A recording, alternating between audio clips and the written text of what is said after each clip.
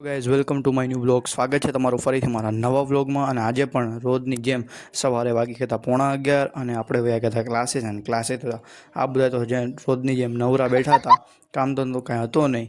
એટલે આજે હું ક્લાસીસ વિશે થોડુંક જાણકારી આપીશ.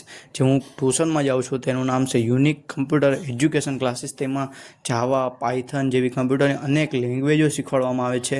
અને આ એપ્રોચ સરદાર મોલમાં આવેલું છે.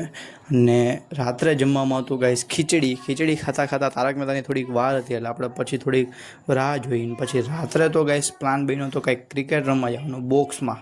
તો બોક્સમાં જવા માટે આપણે નીકળી ગયા હતા અને બોક્સમાં પૂગી ગયા હતા.